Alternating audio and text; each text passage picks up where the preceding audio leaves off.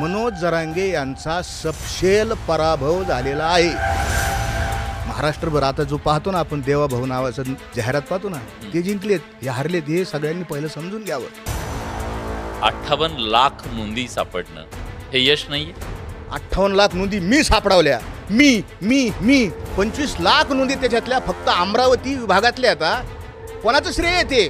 भाऊसाहेब उपाख्य पंजाबराव देशमुख या महामानवाचं ते यश आहे. दुसऱ्याचं श्रेय तुम्ही लाटता. उपोषण करून तुमचा शो होतो, तुमची जाहिरात होती, लोकांना पटून देतं मी मशी आहे, मी असा आहे, मी तसा आहे. पण न्यायालयीन लढाई, कागदाची लढाई ही करावंच लागते. भांडण काय एकदा भांडण म्हणजे इथंच भांडण झालं ना वाशीला. आजपर्यंत तुमचं धोरण हे आहे की समोर चर्चा करायची, ओपन चर्चा करायची. आणि हेच आत्ताही दिसलं ना. आत्ता असे बोलत होते मंत्र्याचे, असे काय बोलत होते, माईकवर बोलायचं ना, सगळ्यांनाच ऐकू द्यायचं ना. भांडण माझं, मी म्हणलं हा जो गुलाल अंगावर घेतलाय ना, अपमान झालाय म्हणलं आपला. हैदराबाद गॅझेट लागू करण्याची कन्सेप्ट काय ती सांगा. हे हैदराबाद गॅझेट हे मूळ आतापर्यंत पानं बघत होतो, तुम्ही ते प्रत्यक्षच आणलंय. प्रत्यक्षच आणलं हे हैदराबाद गॅझेट. मला सांगा, कोणत्याही महाराष्ट्रातल्या तज्ज्ञांनी सांगावा, GR ला पॉवर आहेत का ऍक्टला पॉवर येतं? स्वाभाविक आहे, कायद्याला पॉवर. GR सुपरसीड करू शकत नाही ऍक्टला. मराठा आणि कुणबी हे एकच आहे. इतक्या सहजासहजी कुणबी होणं सोपं नाही. एका शपथपत्रावरती मराठा समाजातली व्यक्ती यापुढे कुणबी होईल अशा प्रकारचा दावा केला जातोय. पण हे खरं आहे का? हे शक्य आहे का? याची चाचपणी आपण करणार आहोत. ती अशा व्यक्तीकडून ज्यांनी अशा प्रकारचं शपथपत्र देऊन कुणबी प्रमाणपत्र मिळवण्याचा प्रयत्न केला. पण या सगळ्या लढाईमध्ये त्यांना काय अनुभव आला, व्यवस्था कशी काम करते, कायदा काय सांगतो, आणि अशा प्रकारे जर शपथपत्रावरती प्रमाणपत्र मिळत असतील तर मग स्वाभाविकपणे मराठा समाज हा कुणबी होईल. पण या सगळ्यातल्या कायदेशीर बाबी काय आहेत हे समजून घेण्याचा प्रयत्न आपण करणार आहोत एका अशा व्यक्तीकडून ज्यांनी गेली 1.5 वर्ष शपथपत्रावर कुणबी प्रमाणपत्र मिळवण्याची लढाई लढली. खरं तर त्यांची वेगळी ओळख करून देण्याची गरज नाहीये महाराष्ट्राला. ते अभ्यासक आहेत, ते वारकरी संप्रदायाचे उपासक आहेत, महाराज आहेत, आणि कधी काळी ते मनोज जरांगे पाटील यांचे सहकारी राहिलेले आहेत. आणि त्याचबरोबर त्यांच्यासोबत अभ्यासक म्हणून सुद्धा त्यांना मार्गदर्शन करण्यासाठी त्यांनी काम केलं. पण काही दिवसानंतर त्यांच्यात मतभेद झाले, ते महाराष्ट्राने बघितले. मी बोलतोय अजय महाराज बारसकर यांच्याबद्दल. मंडळी नमस्कार, मी विलास बडे, न्यूज 18 लोकमतच्या पॉडकास्टमध्ये आपल्या सगळ्यांचं स्वागत. खूप स्वागत आहे महाराज तुमचं. दावा हा केला जातोय की मराठवाड्यातले सरसकट मराठे हे आता कुणबी होतील शपथपत्रावरती. हा मनोज जरांगे पाटील यांचा विजय आहे का? मी आपल्या प्रश्नाचं उत्तर देण्यापूर्वी मला एक गोष्ट क्लिअर करायची. बरेच आक्षेपक किंवा मला ट्रोल करणारे नेहमी मला म्हणतात, तुम्ही जाता टी व्हीवर बोलता, तुम्ही काय केलं? तुम्ही का मनोज जरांगे यांच्यासारखं उपोषण करत नाही? तुमचं काय योगदान आहे? आपल्या माध्यमातून मला माझ्या म्हणतो बरं का, मराठा समाजाला सांगायचं की आमचं या लढ्यात योगदान आहे. हा माननीय न्यायमूर्ती गायकवाड कमिशनचा रिपोर्ट. माननीय गायकवाड कमिशन हे अजय साहेबराव बारसकर विरुद्ध महाराष्ट्र सरकार पिटिशन नंबर 4255 या पिटिशनवर स्थापन झालेलं आहे. म्हणजे मागं जे आरक्षण मिळालं ACBC पहिलं आरक्षण मराठा समाजाला, त्याला अजय साहेबराव बारसकर कारणीभूत आहे. 13,000पेक्षा अधिक नोकऱ्या आणि हजारो लाखो मुलांना शिक्षणाच्या फीमध्ये सवलत, फायदे या गायकवाड साहेबांच्या आयोगामध्ये. मग त्यामध्ये निश्चितच तत्कालीन मुख्यमंत्री देवेंद्र फडणवीस साहेब आणि सगळं असेल, पण त्याच्यामध्ये माझा एक मोठा सहभाग आहे. हे माझं योगदान. बरीच लोक म्हणतात. आता तुमच्या प्रश्नाचं उत्तर देतो मी. आता ज्यांच्याबद्दल मला भाष्य करायचं आहे असे अखिल कोटी ब्रह्मांड नायक, राजाधिराज, मराठवाडाधीश्वर श्री श्री श्री मनोज जरांगे पाटील यांच्याबद्दल बोलायचं.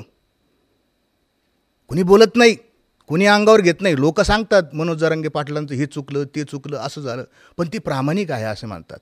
कसं आहे विलासजी, एखाद्या दगडाला जर शेंदूर लावला आणि त्याचा देव तयार केला आणि हा देव खोटा आहे, हा तुमचं काही एक कल्याण करणार नाही, असं जर सांगायला गेलं तर समाज, त्याला पूजणारा समाज आहे ना, तो उलटतो. हे आमच्या बाबत नाही सांगत. शेंदरी हेंदरी दैवते कोण पूजी भूते केते, असं तुकोबारायाने सांगितलं. नाथबाबांनी सांगितलं, शिळा तांब्याचे बाहुले केले, पाट मांडुनी वरी बैसविले, मना येईल ते नाव ठेवले, या जनाशी लागले वेड.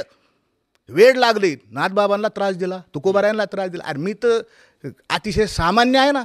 तुम्ही ज्याला सिंदूर लावला आणि ज्याला देव तयार केला, किंवा मी असं म्हणन की ज्यानं स्वयंघोषित मी देव आहे, मी प्रॉफिट आहे, प्रेषित आहे, अशी ज्यानं संकल्पना तयार केली, अशा माणसाबद्दल बोलायचं म्हटलं तर त्याचे परिणाम अनेकांनी भोगलेले आहेत. पण मी जगद्गुरू तुकोबारायांच्या, संतांच्या, ज्ञानोबारायांच्या विचाराचा पाईक आहे. खरं सांगणं आमचं काय, मी काही राजकीय नाही. खरं सांगा की जो दावा केला जातो मनोज जरांगे पाटील यांच्याकडून की मराठा समाजातले, मराठवाड्यातले गॅझेट लागू झाल्याच्या नंतर, या GRच्या नंतर सगळे कुणबी होतील, बिलकुल ही मांडणी केली जाते ती योग्य? येस. नाही, तुमच्या पहिल्या प्रश्नाचं उत्तर मी देतो. इथं प्रस्तावना केली मी. उत्तर असं आहे की मनोज जरांगे यांचा मराठा समाजाचा नाही ना, तशी तुमची प्रस्तावना झाली. निबंधच लिहून दिला आम्हाला. आणि मग ते मराठवाडा हा संपन्न आहे आणि मग शासन आदेशवर येऊ आपण. ठीक आहे. तुमचा जो पहिला प्रश्न आहे की मनोज जरांगे यांचा विजय झाला का पराजय झाला, मनोज जरांगे यांचा सपशेल पराभव झालेला आहे. मराठा समाजाचा विजय झाला, कारण जे मराठा समाजावर जबाबदारी होती की आम्ही मुंबईला जाऊ, मी बोललो नाही विलासजी, एक शब्द बोललो नाही. मी जर विरोधक असतो ना, मला जर कुणी बोलायला लावत असताना मी बोललो असतो. मी एक शब्द 9-10 महिने झाले एक शब्द बोललो नाही. चला जातायत मराठी, चला त्यांचं चांगलं होते, आपण बोलायचं नाही. माझं मनोज जरांगेंचं भांडण झालं, बोलायचं नाही. पण आज मराठ्यांनी मराठ्यांचं काम केलं. पण जे नेतृत्व आहे त्या नेतृत्वाकडं ज्ञान, मी अक्कल म्हणत नाही, कारण अक्कल म्हणलं का राग येतो, ज्ञानच नाही. आणि म्हणून मनोज जरांगे यांचा पराभव झालेला आहे. पण अभ्यासक एवढे का त्यांच्या विरोधात आहेत? तुम्ही कधी काळी त्यांचे अभ्यासक होतात, आताही एक नवीन अभ्यासक आहेत, तेही त्यांच्या विरोधात आहेत. अभ्यासकांचं त्यांचं का पटत नाही? स्वभाव, अहंकार. कॅमेऱ्याच्या समोर मी एकटाच पाहिजे. तिथं जर 4 अभ्यासक गेले तर तुम्ही कोणाला प्रश्न विचारणार? पत्रकार विचारणारच ना, तुमचं काय मत आहे. आणि मग यांच्यापेक्षा प्रभावी उत्तर जर तिकडे गेलं, लोक म्हणते नाही नाही, हे अभ्यासक ना, हे बाळासाहेब हे चांगलं बोलतात, हे वकील येतं, हे योगेश, हे तर न्यायमूर्ती कोळसे पाटील हे बरोबर बोलतायत. मग कॅमेरा अटेन्शन हल्लं जाईल आणि मग माझ्यावरच फोकस राहायला पाहिजे. हा जो अट्टहास आहे ना, हा अट्टहास कुणाचाही रागराग करतो. अभ्यासकच आहे. तुकोबारायाने आम्हाला अभ्यास करायला सांगितलं, असाध्य ती साध्य करिता सायस कारण अभ्यास तुका म्हणे. अभ्यास महत्वाचा आहे आणि अभ्यासकन टाभ्यासकन यांना काय कळत नाही, हे बरोबर नाही. पण तुम्ही सांगा, आपण त्यांच्याबद्दल जास्त नको बोलायला. तुम्ही थेट GR आहे, त्या GR मध्ये काय अपेक्षित होतं का, असं तुम्हाला वाटतं पराभव झाला, तेही तुम्हाला बिलकुल. GR काय काढला सरकारनं? हे पहा, माझं पहिलं एक राहिलं, मनोज जरांगे हरलेत, हा देव हरला आणि दुसरा देव जिंकलाय महाराष्ट्रभर. आता जो पाहतो ना आपण, देवाभाऊ नावाचं जी जाहिरात पाहतो ना, ते जिंकलेत, हे हरलेत, हे सगळ्यांनी पहिलं समजून घ्यावं. जो GR दिलाय ना आपल्या हातात, काय GR आहे? शपथपत्रावरून तुम्हाला शपथपत्र दाखल करायचं आणि तुम्हाला मिळेल. दिनांक 30/1/2024 रोजी मी असा अर्ज केलेला आहे नगरच्या प्रांत अधिकाऱ्याकडं. शपथपत्र, मी कुणबी जातीचा आहे, माझ्या कुणबी जातीचं सर्टिफिकेट, आणि मी जोडलं आमच्या एका मावळणीचा मुलगा, आत्याचा मुलगा. ते सांगितलं का हा आमच्याच जातीचा सदस्य आहे. मी ॲफिडेविट दिलं. अजून आमच्या एका बिलकुल मलाही दाखवा. हे 100 रुपयाच्या स्टॅम्पवर ॲफिडेविट, हे असं देतात, हे असं आहे 100 रुपयाच्या स्टॅम्पवर ॲफिडेविट, हे आम्ही दिलेलं आहे. हे पहा 100 रुपयाच्या. आणि याच्यात काय दिलं या ॲफिडेविटमध्ये, तुम्ही जरूर दाखवाय. आम्ही काय सांगितलं, सन 2001चा महाराष्ट्राचा अधिनियम क्रमांक 23 आणि याच्यातील कलम क्रमांक 9 यानुसार प्रांताधिकारी यांना ॲफिडेविटवर पुरावा घेण्याचा अधिकार आहे. आणि आमचे जे आहेत ते भोरे पण म्हणून हा जी आर येण्याच्या आधी तो अधिकार होता. बिलकुल हा. बिलकुल. अहो जी आर आहे, शासन निर्णय, गव्हर्नमेंट रिझोल्युशन आहे, हा कायदा आहे.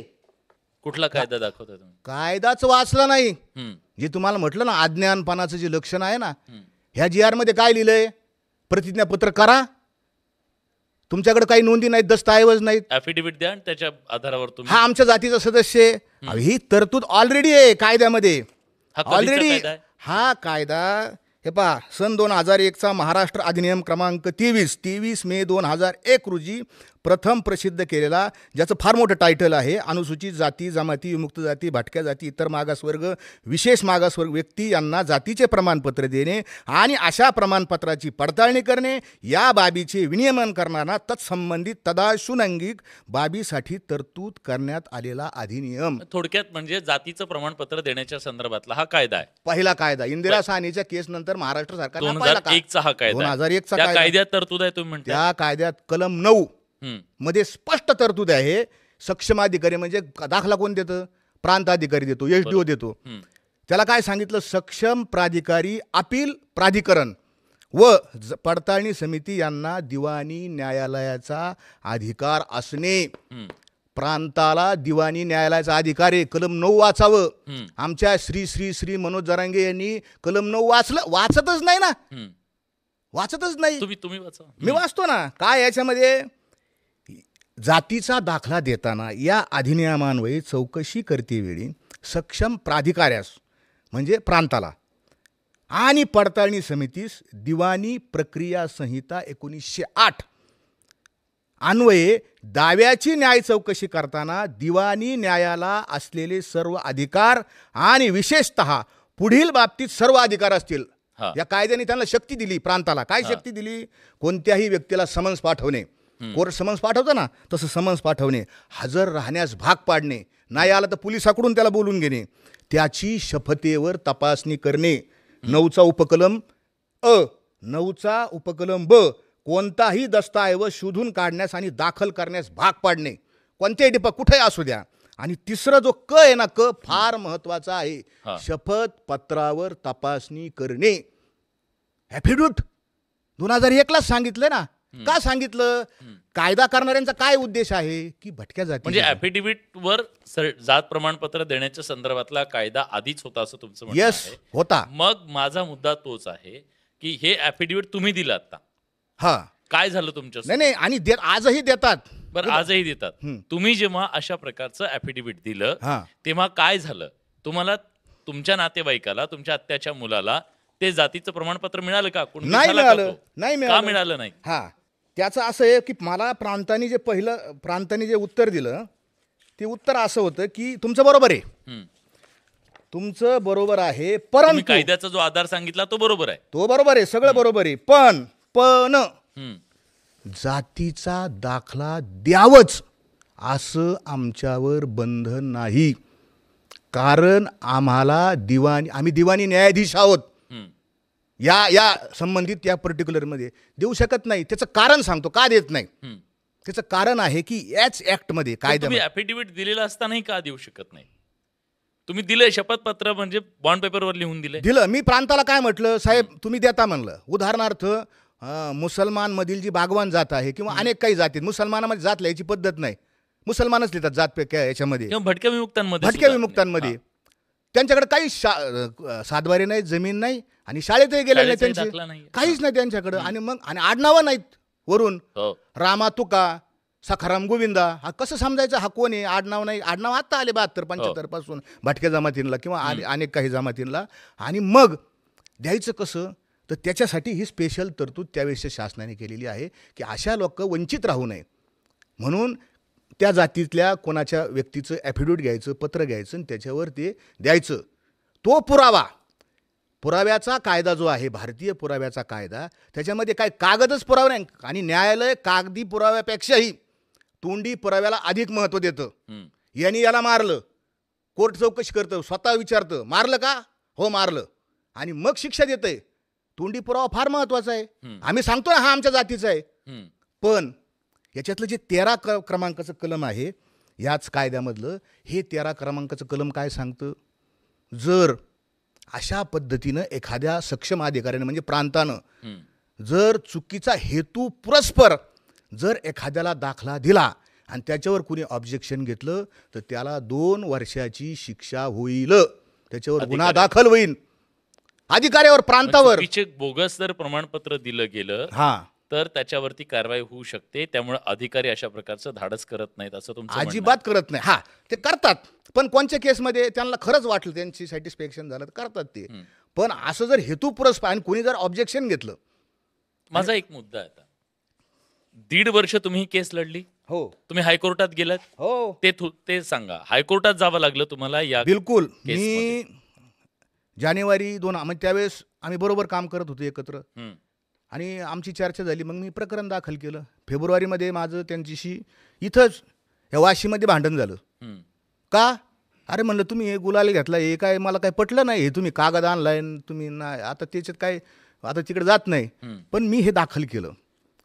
प्रांतांनी मुळात 45 दिवस हे मुदत बरं का, ॲक्टमध्ये 45 दिवसात दाखला द्यावा किंवा नामंजूर करावा, काय जे प्रांताला जे योग्य वाटेल ते. आत्ताच्या जी आरमध्ये किती टाकलाय, 90 दिवसात करेन. म्हणजे पहिली म्हणजे हा काय विजय का पराजय म्हणायचा. एखाद्या मुलाचा 1 दिवसाचा महत्त्वाचा आहे साहेब, परीक्षेची जाहिरात, आणि जर त्याला जातीचा दाखलाच मिळाला नाही आणि 1 दिवस जर हुकला, तिचं वय गेलं, कोण जबाबदार? मी प्रांताकडं निकाल दिला, अपील केलं पुन्हा जात पडताळणीकडं. ते अपील माझं कलेक्टरकडं आलं, नगरकडं. नगर कलेक्टर म्हणजे जे आता अतिरिक्त जिल्हाधिकारी आहे हिंगे साहेब, त्यांनी निकाल दिला, आम्ही नाही देणार म्हणले, आमची मर्जी.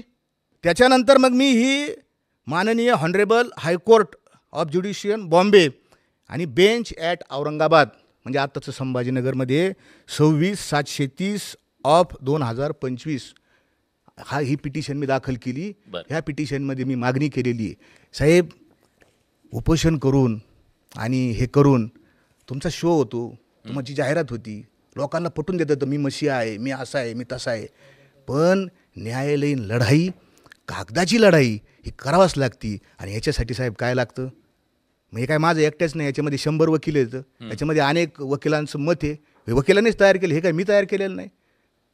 हे त्यांच्याकडे अपुरेपणा आहे. ही लढाई ही चालू आहे आणि ह्याच पिटिशनवर निकाल होईल.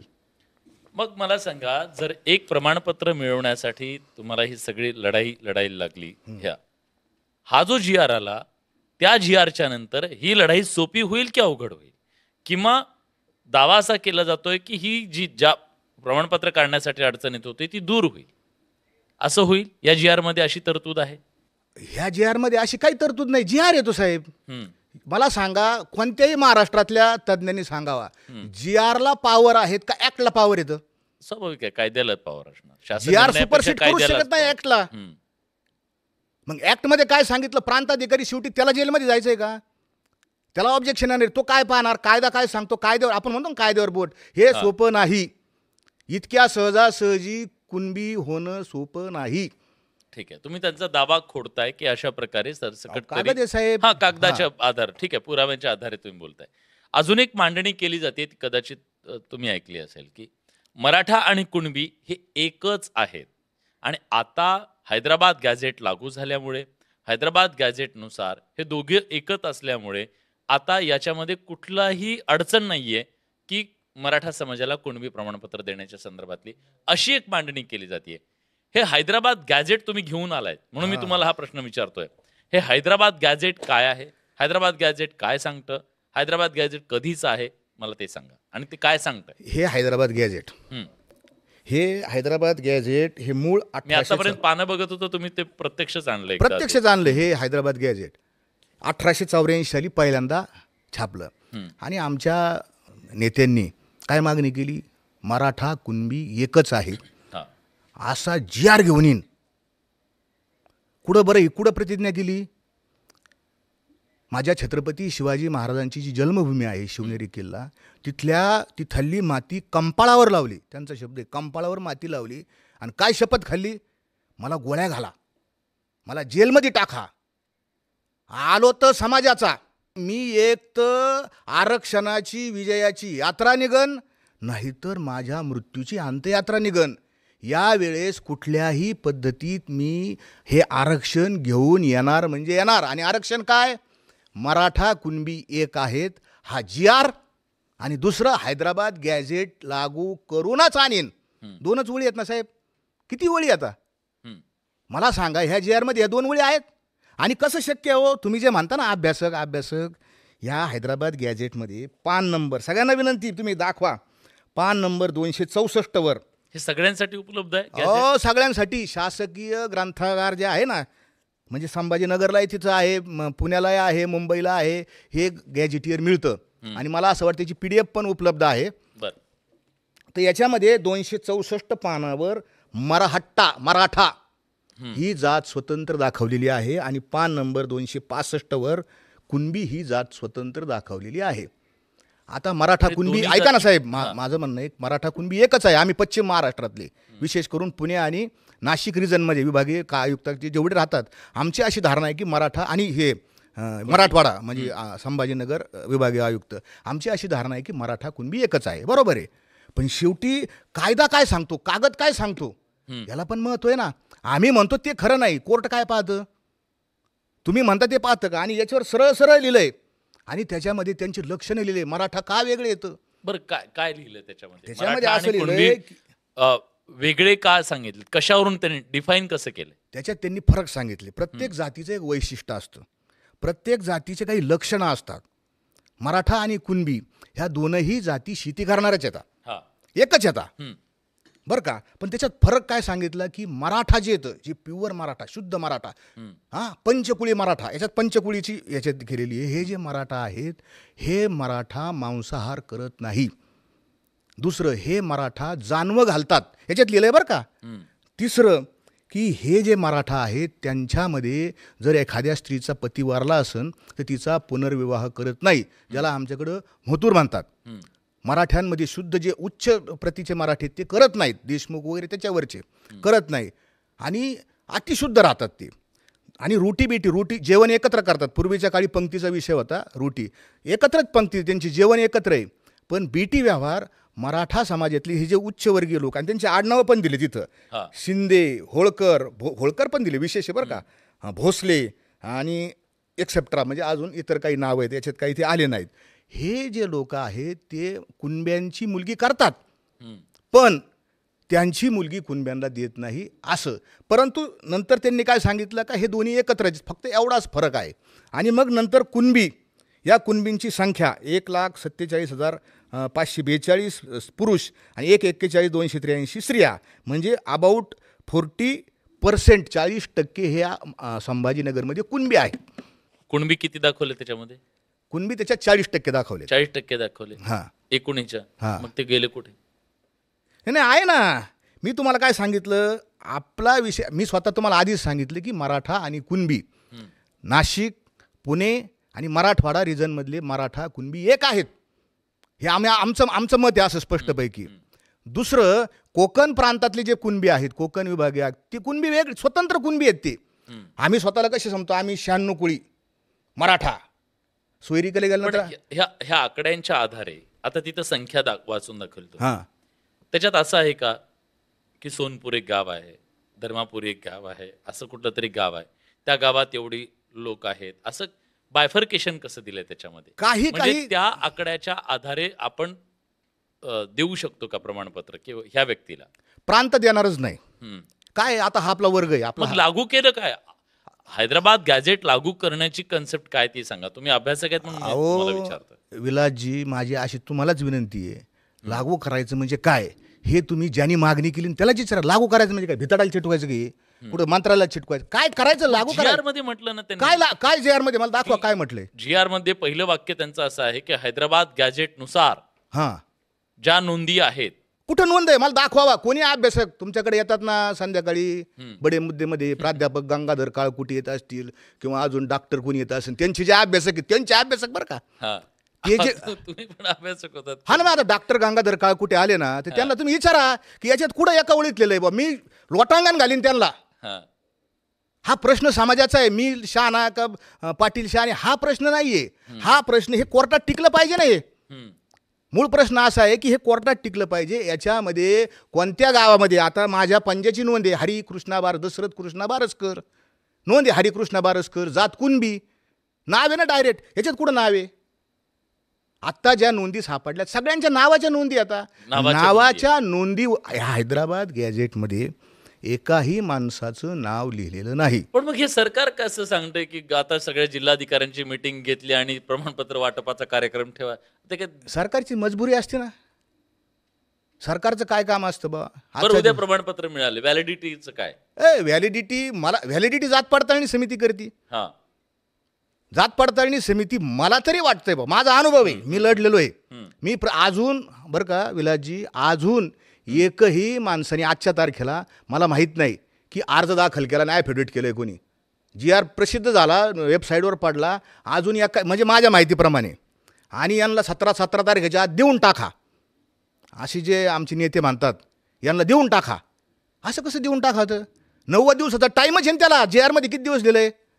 पण तुम्ही एका बाजूला म्हणताय की त्यांचं अपयश आहे, हां, पण 58 लाख नोंदी सापडणं हे यश नाहीये आता काय सांगायचं आम्ही? तुका म्हणे मेलो सांगता सांगता का? असं का मरायची म्हणताय? पाळी आली आमची. हम्म.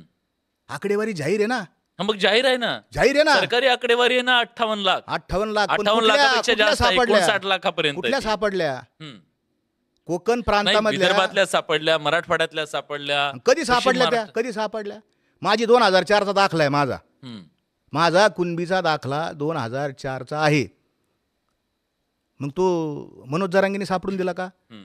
बरं, हे आंदोलन सुरू होण्याच्या आधी किती दाखले वाटलेले आहेत, किती नोंदी आता आधी जाहीर झालेल्या, ह्या कुठल्या आता? याची सगळी आकडेवारी आलेली आहे. कोकणामध्ये 7 लाख नोंदी सापडल्या, कमी त्या काही जास्त आहे, मी डिटेल आकडा सांगत नाही, पण 7 लाख नोंदी आता. आणि कोकणामध्ये मराठा पण नोंदी आता. हम्म. 96 कोळी शुद्ध मराठी आहेत कोकणात, आणि शुद्ध कुणबी येतं. हम्म. 2 प्रकारची, तर शुद्ध 96 कोळी कुणबी असं म्हणा तुम्ही, फार फार तर शुद्ध 96 कोळी कुणबी आणि शुद्ध 96 कोळी मराठा एकदम स्वतंत्र आहे. कोणत्याच मराठ्याला किती मागं गेला तरी कोकणातल्या मराठ्यांच्या मागं कुणबी नोंद सापडत नाही. दुसरं, पुणे, नाशिक आणि मराठवाडा, आता मराठवाड्याचा काही जो भाग आहे, पुणे आणि नाशिकमध्ये मात्र आमच्या पूर्वजांच्या नोंदी कुणबी सापडतात. आणि खूप मोठा संघर्ष आहे, खूप मोठी लढाई आहे त्या कुणबीच्या दाखल्याची. आता आपल्याकडे वेळ नाही सांगायला, प्रचंड सुप्रीम कोर्टापर्यंत ही प्रकरणं गेले आहेत. हां, आणि ह्या लोकांनी, आमच्या दोन्ही प्रांतातल्या लोकांनी 7 लाख नोंदी नाशिकच्या, आता 7-8 लाख नोंदी, आणि 7-8 लाख नोंदी पुण्यातल्या. आता जरांगे पाटलांचं काय योगदान आहे? बरं, हे जाऊ द्या. अमरावती जे रिजन आहे, अमरावती विभाग, 25 लाख नोंदी आता. त्याचं श्रेय तुम्ही जरांगे पाटलांना देता का भाऊसाहेब उपाख्य पंजाबराव देशमुख यांना देता? कोणाला देता?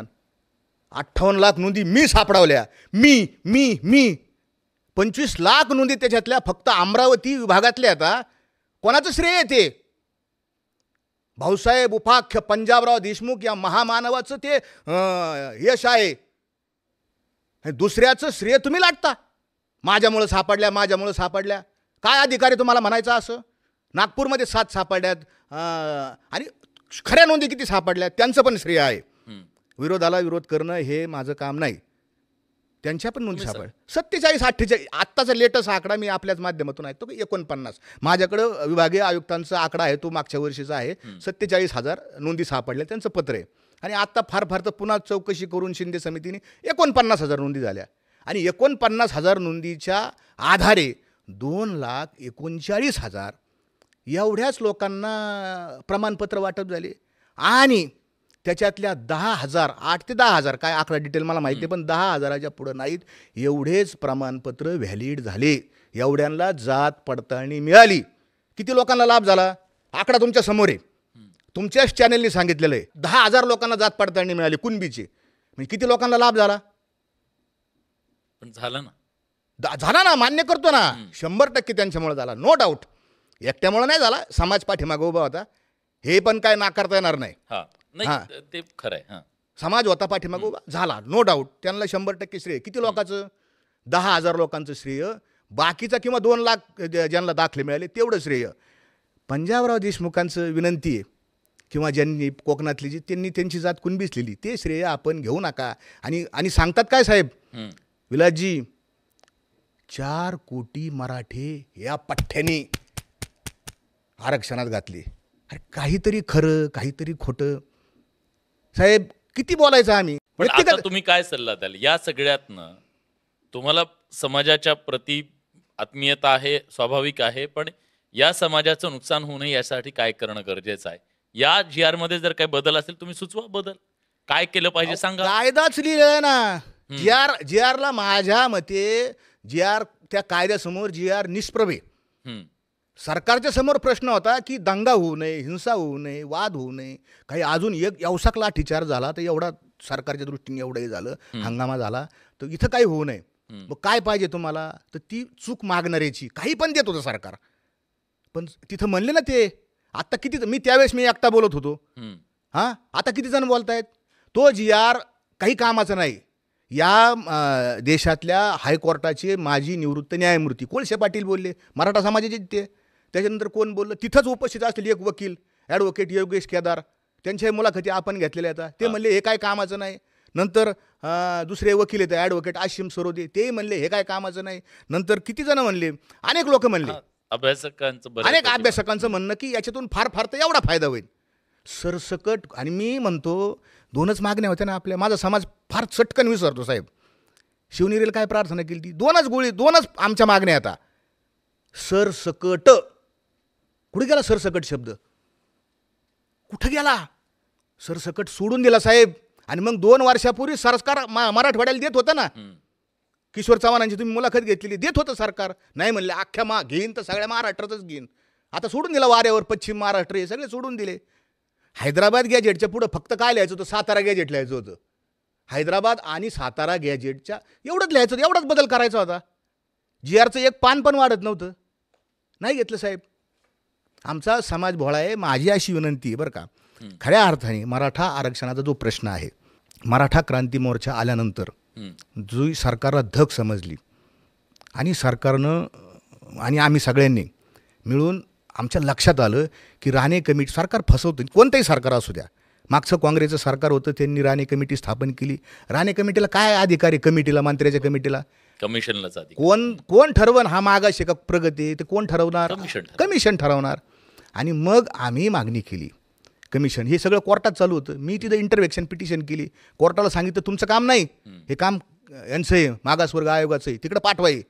आणि माझ्या पिटिशनवरून गायकवाड कमिशन स्थापन झाला. त्याच्यानुसार आरक्षण मिळालं. माझं असं म्हणणं आहे SCBCचं आरक्षण जे आत्ता ते रद्द झालं, ठीक आहे, त्याच्यात जात नाही कोणतं सरकार चांगलं वाईट. पण आत्ताच्या सरकारने यांच्यात म्हणजे मागचे जे मुख्यमंत्री होते एकनाथरावजी शिंदे आणि हे उपमुख्यमंत्री देवेंद्रजी फडणवीस, अजितदादा, ह्या सरकारने आणि सगळ्यांनीच, सगळ्या विधानसभेने SCBCचं जे आरक्षण दिलं आहे, हे आरक्षण दिलेलं आहे.